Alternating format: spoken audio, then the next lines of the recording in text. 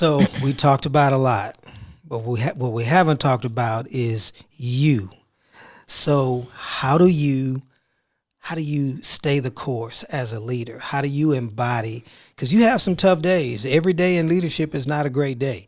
We all experience that. So what does Jessica Linwood do to be on your A game so that you can provide the leadership necessary for everyone that looks to you to be led?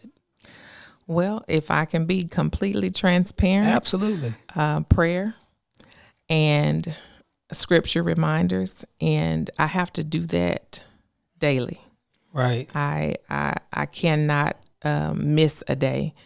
If I'm behind, and sometimes I might not get to it right away, but I do have to do it daily. I have to remind myself what is our vision and what is our mission that we said that we were going to do, because my actions have to lead back to that.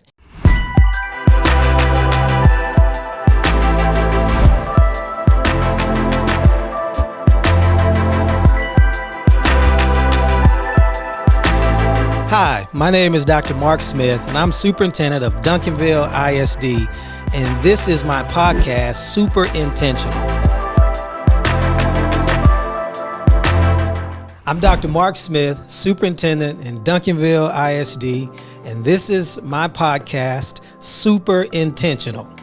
You know, I believe everything rises or falls based on leadership, and as leaders, we have to be super intentional.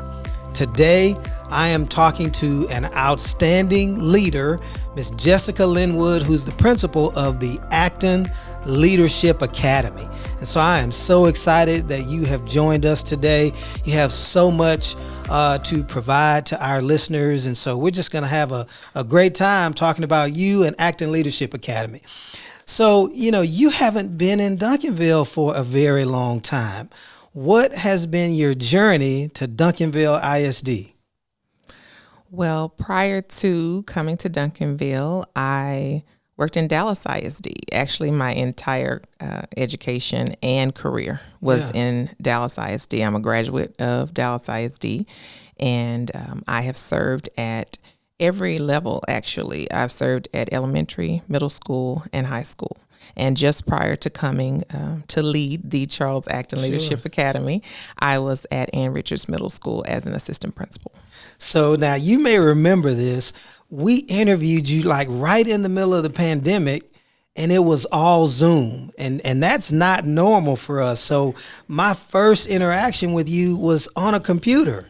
That was different. It was different for me, but it was kind of an advantage, if you will, for me, because I got an opportunity to relax a little bit more as far as the space was concerned. Not knowing Duncanville the way I know Dallas ISD, I'm very familiar with many of the people that are there. And so just coming to a space where there were so many leaders that I was not familiar with, I think I actually was able to relax a little bit. I don't know if that came across in the interview, but I believe I was able to relax a little bit. Well, I picked up immediately your focus, your calmness, a quiet calmness and confidence. And so those are excellent attributes to have for someone leading the Charles Acton Leadership Academy. So right as you were coming into the district, we were focused on innovation and bringing specialized programs to our campuses. We wanted to target an elementary school. So you were the perfect principal to get us off and running with our first Leadership Academy. So just kind of tell us about the journey and the vision and where that came from in terms of leadership for students at the elementary level. It's been an amazing journey. It's definitely been different because we're still navigating through the pandemic. However, our parents have been super supportive. Of course, we've received great support from our district as well as our teachers and other staff. As far as the Leadership Academy, I think it felt great with me because I have always known that one of my gifts is leadership. I love teaching and I love being a leader. And so one of the things I say to students all the time is to choose leadership. So prior to us actually fully rebranding, that is something that we were talking about. We were having those conversations. And I actually started my first professional development with teachers talking about the event plus response equals outcome. So what kind of leadership are you showing every day in front of the students, in front of your peers, to actually write your own story and how you're contributing to our campus. Right. So it actually worked very well. Yeah. Think about this. I was thinking about this when I was preparing this time that we would have together. I was probably in college, maybe a junior or a senior or so, before I got my hands on the book, The 7 Habits of an Effective Leader. And when I read it, of course, it resonated with me really quickly. I just gravitated to it. But when I think about the students, kindergarten or first grader, I've been to your school, and I've actually heard your students quote the 7 habits of an effective leader. I never could have did that in kindergarten, first, second grade. That's powerful. So let's talk a little bit about what it means for students to just even know what the 7 habits of an effective leader are. One of the first things that it means is it helps them to think. It helps them to develop their higher order thinking skills. It helps them to manage themselves socially. And it helps them to navigate those skills that we know leaders need, to be able to get along with other people, to be able to work as a team, to be able to make decisions and to plan. The very first habit, which is be proactive, means that I'm in charge of me. Yes. So it's not your responsibility or anyone else's for me to make the right decisions. And I have to start out by thinking what's the best decision for me to make in order for me to show leadership. Yeah. How's it been, just the culture? Because that's a big culture change from when you first arrived at the campus to where you are now. So what did you do to get buy-in from your teachers, from your students, and the Acton community? One of the things that we've done is we just started having the conversations. We talked about what it would mean for our campus to not only show leadership, but to teach leadership. And so we think about every part of the campus. How can we always show leadership? We share it with our parents. We actually met with them in this summer, and then throughout the year, we've had opportunities for them to learn more about the academy. But we also want to make sure that no matter what students are doing and no matter what we're doing, we know that we're showing leadership. If I'm going to make copies, someone might be looking at me. If I'm dealing with a parent, a student, if I'm talking, having just a conversation, I have an opportunity to choose leadership, to choose my action, and to determine what the best outcome is going to be for me. Now, you're in charge of you, and hopefully my leadership will encourage you to show your leadership. Right. So leadership is tough, and it's not easy. So what kind of things as a leader do you put in place on a daily basis to basically lead in a way that you embody those 7 habits, even during a pandemic? One of the things that I do, I won't say I do it purposefully. It truly is part of my personality. Is I probably talk like this all of the time. So whether I'm on the internet, I have to make myself kind of get a little excited. Raise my volume or my tone or something like that. So whether I'm approaching a student, I'm in a staff meeting or doing announcements or what have you, I believe I need to remain that calm no matter what it is. And then I need to always make sense out of a situation. So I might have to explain the why behind what it is that we're doing. I think it's always important for people to know that. And then I think I always need to just stamp the leadership piece. And so how this is important and how it will guide you or lead you to your next step, et cetera. We definitely do walks just to check on how things are going with our Leader in Me. We're using the Leader in Me curriculum to teach students the 7 habits. And I will say, actually, prior to coming to Duncanville, when I was at Woodrow Wilson High School, we actually used the 7 habits of highly effective teens. Okay. So I had a little bit of experience with using it, not like you said at this grade level, but prior to coming, yes. Well, so branding and rebranding is so important. So you went into the campus, you made some changes in terms of the culture.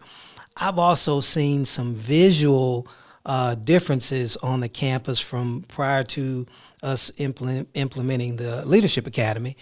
And so that's all a part of your rebranding. What kind of things have you done to rebrand visually the Acton Leadership Academy? Wow, we have done so much around the campus. When you drive up, there is an immediate aesthetic difference. We have wraps around our campus that show our new baby cub panther. Yes. And so you can see that on the front. We have leadership statements. We have our 7 habits lining our hallways. We have academic reinforcements on our stairs. On our walls, there's a huge multiplication chart outside of our library that leads to the cafeteria. We just have puzzle pieces to show how the habits fit together that can be seen really from 3 or 4 different sides of the campus. And then we're reinforcing those consistently. Yeah. So there's been so much. And most recently, we actually got some assistance from Miss Pam Thomas to rebrand our teacher center, which is now going to be a makerspace. Okay. And so we're going to bring teachers in to provide professional development for that, and that will be something that we will want to offer at the Charles. So for those that may not know, what is makerspace? What is that concept about? A makerspace is a place to invent, and so whether you come in with a specific activity like a challenge, build the highest tower, just using these materials, or build a fast car, or there may be something that you just come in and say, okay, what would you like to create today? And so we want teachers to be able to think about the lessons that they currently have and how they could incorporate the makerspace.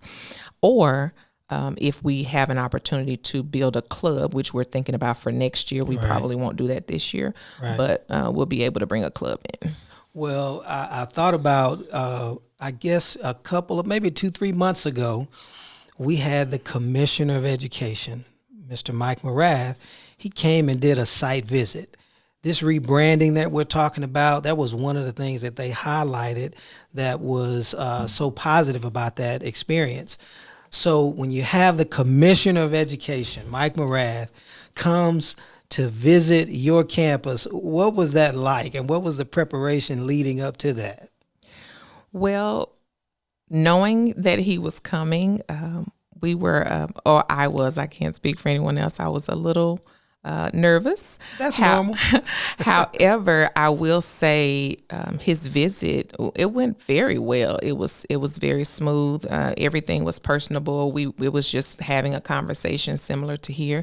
He wanted to know things about the school and how we were working to implement some of our programs. And of course, I was able to speak to that, and he was able to see it in action. So it was very positive and reinforcing for the work that we're doing. Very similar to earlier, we had business leaders. We had the Chamber of Commerce come out and they toured the campus.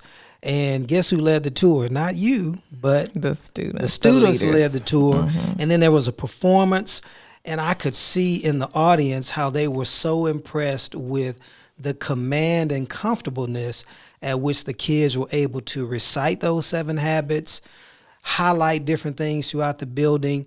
I mean, when you think about the stretch and the exposure that our students are gaining, how does that make you feel?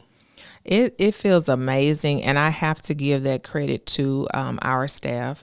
We have great, amazing teachers that care for the students, and they have embraced the leadership, and they spend the time each morning reinforcing those principles with the students. And when we prepare students for visits like that, they're working with them. They're talking about their leadership. They're talking about how they show themselves in front of an audience, how they can speak and how they greet others, how we're actually now on habit number 5, and how you look someone in the eye when you're talking to them, and how you listen first. And so it's a great feeling to see them doing that, and they want to do it. Yeah. So implementing a program such as this, it has its challenges and it has its roadblocks, and we certainly experience some of those challenges and roadblocks. There may be other principals or parents or potential leaders out there that are just really inquisitive about okay, what roadblocks did you face and how did you overcome those roadblocks?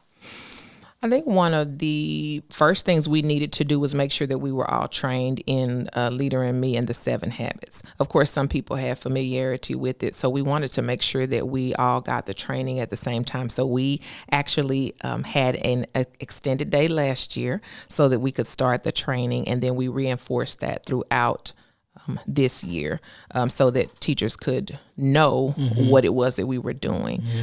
I've had to be very intentional with communication with parents so that they could be aware of what we're doing and help us to reinforce it on the outside.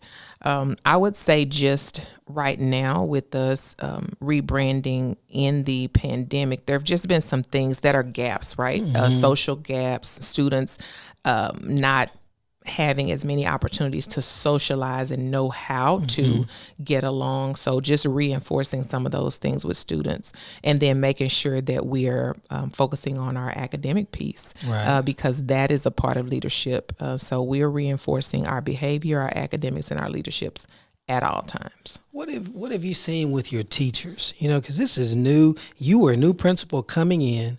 Then you implement this new program. You inherited teachers that were there prior to your arrival. What has it been like navigating the adults or the teachers through this process? We have been able to really work well to get teams of people who want to do the work. I will say there are some teachers who previously worked with the Leader in Me curriculum, and so I leveraged them to spread it amongst the others so that it was not just necessarily something that was coming from me or from me only. They were able to cheerlead like, hey, we've seen this before. We know that it works. We know that it can be something that's great. Right. And so that was very positive. So when you think about the possibilities, there are so many. Where can we go? What's your vision for next steps for students in leadership? Our next steps, we literally just made a plan here a few weeks ago, are for students to take full ownership of tracking their own improvement. So right now we've been tracking the improvement and we've been sharing it with them and so that they can see it, but we want them to begin to track their own leadership, their own academic, and their own behavioral improvement. And so we'll begin doing that next year. Are there like community leaders and other opportunities that you're going to make available for leaders in the community to have some face time with your students? Absolutely. So we started actually last year with our career day. Is just kind of one chunk, right, in the year where we bring people out. And we actually brought preneurs in so that they could engage with students. But I believe starting with the Best of Southwest tour that we had when they came in, getting them in front of students. But then we have some coming in for Dallas Reads, and we'll have another community opportunity. Next year, I intend to have at least 2 where they can come in and not only talk to students about their leadership roles, but how what they do ties to the 7 habits, so they can see, if I have this habit, I can do this. This is a habit that's important for me in the future to be able to be part of this job field or career, et cetera. It is amazing how I remember back when I was in elementary school and we had, I guess, kind of a career day. I don't even think we really called it career day, but we had this person. He came in, his name was Cedric Hartman. At the time, he was an NFL football player for the San Francisco 49ers. And so he came in, I don't know, maybe 4th grade or so. He came in and he spoke with us. And that has such a profound impact. I had never seen a professional football player in person. He was so personable. And sports was something that I was really excited about back then, and that made such a huge difference. Do you see that today with your students when you bring successful leaders in, that it exposes them in a way that they believe, okay, I could do that or I could be that? Absolutely. Anytime we've had visitors, students are excited. They want to be the person to greet them at the door. They want to know more about them. We allow them to create their questions. during the past year and a half, because of the pandemic, we've not had as many, but we are opening more as we go even into this spring, and I anticipate even more next year. But they definitely love those opportunities, and we help them to build their questions and know what to take away from the conversations. So we talked about a lot, but what we haven't talked about is you. So how do you stay the course as a leader? How do you embody? Because you have some tough days. Every day in leadership is not a great day. We all experience that. So what does Jessica Linwood do to be on your A game so that you can provide the leadership necessary for everyone that looks to you to be led? Well, if I can be completely transparent. Absolutely. Prayer and scripture reminders, and I have to do that daily. Right. I cannot miss a day. If I'm behind, and sometimes I might not get to it right away, but I do have to do it daily. I have to remind myself what is our vision and what is our mission that we said that we were going to do, because my actions have to lead back to that. Mm-hmm. If I'm in a tough situation, I have to come back and say, all right, what is the mission today? And is this going to get us to that mission? If it's not, how do I navigate it so that it is pointing back to the mission? Because that's what we said we were going to do. And there are so many things that can absolutely distract. Absolutely.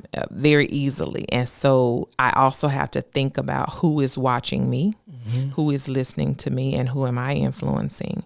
Because if I am not speaking the message that I'm asking for everyone else to speak, if I'm not behaving in a way, if I'm not making sure my actions are pointed back toward that, it would be very easy for others to get off. So that's amazing. You know, one of the things that I have read about and I think about a lot for leaders is you have to be reflective.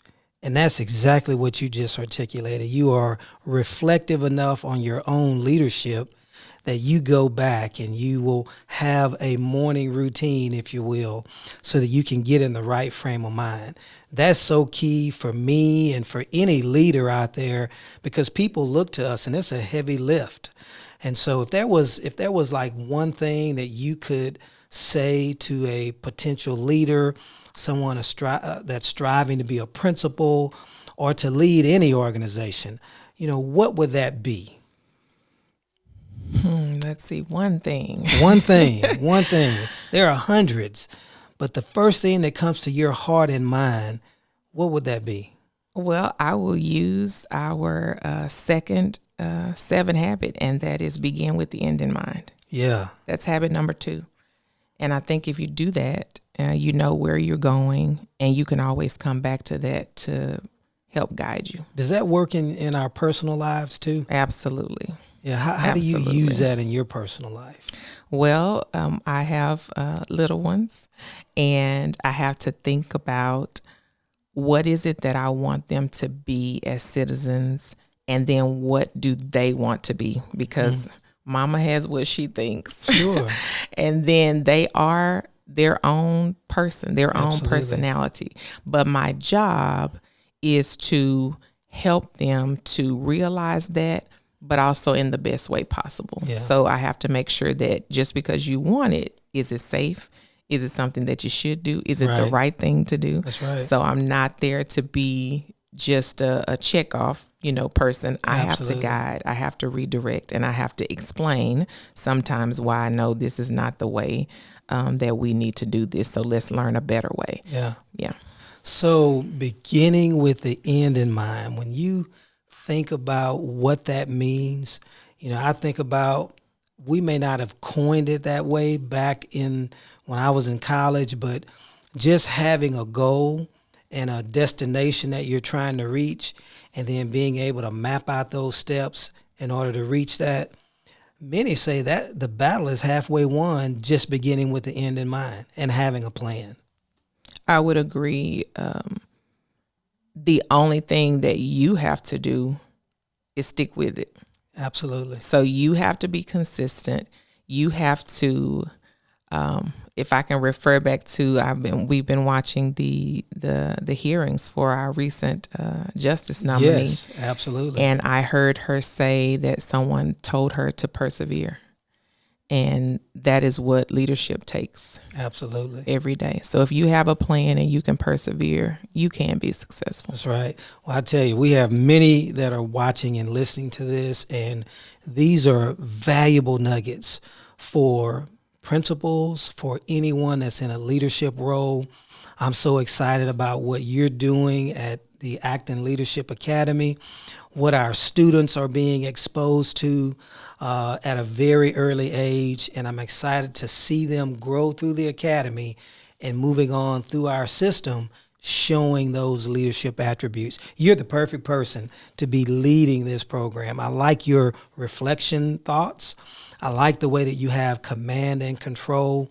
And those are all things that we aspire to be and do as leaders. So we appreciate your leadership very much. Is there any parting word of wisdom that you would like to share as we wrap up our time together today?